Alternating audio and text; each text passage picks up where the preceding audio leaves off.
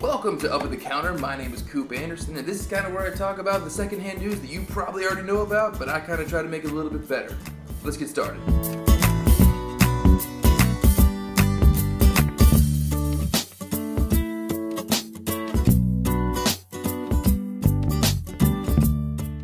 So first up in the news today, we have an all-new female cast for the new Ghostbusters movie.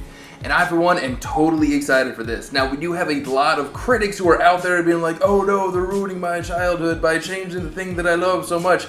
I don't really feel that way. Me, personally, I think that if you're gonna take a all-new, like, vamp it up with a whole new movie, why not change up the whole thing? A whole female cast is actually really good, considering that we don't have a lot of female casts in Hollywood right now. You got Kristen Wiig, hilarious. Melissa McCarthy, also hilarious. Both of them like double featured in Bridesmaids, one of the funniest movies I think I've ever seen.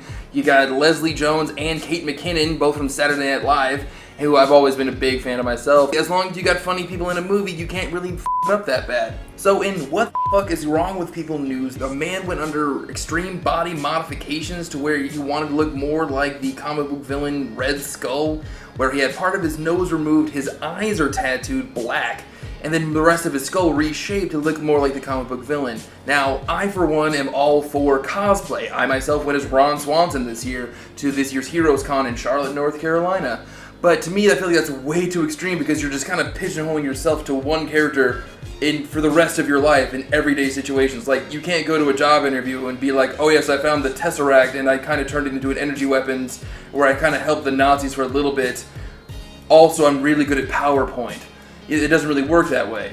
I do want to talk a little bit about a new movie that I basically kind of just randomly discovered. It's called Kumiko The Treasure Hunter. So the movie's done by the Zellner brothers. They directed it and wrote it at the same time.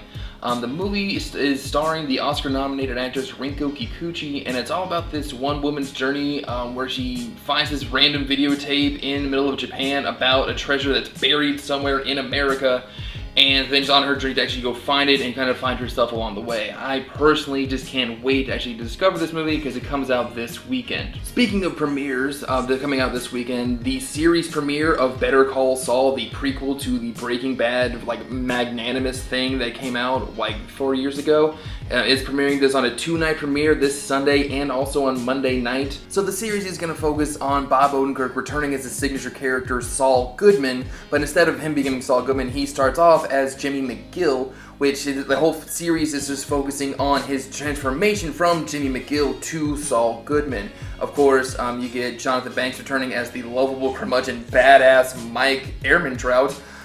So they're kind of just focusing on their being together in chaos, and I'm absolutely just ecstatic for it to be happening, mainly because I've been without Breaking Bad for almost a year and a half, and I'm starting to question whether or not how badly I want to be a criminal now.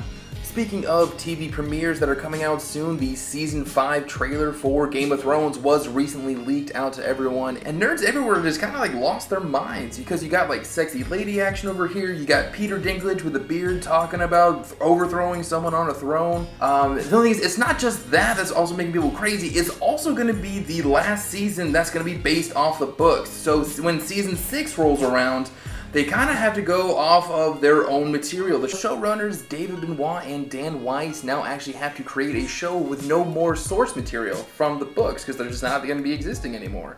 Now, George R.R. Martin actually has gone and given their whole projection just on speculation of his own health on where the show is going to go, since they have to write 10-hour-long episodes with no book to go from. So it's going to be interesting to see how the fans react in a world that they are creating that is also taking place in a George R.R. Martin universe. So that was the secondhand news that you probably already knew about with my own little cinnamon twist on top of it. I'm Coop Anderson. Don't forget to like that video, subscribe to that channel, and this has been Up at the Counter. Boo, you suck! You suck!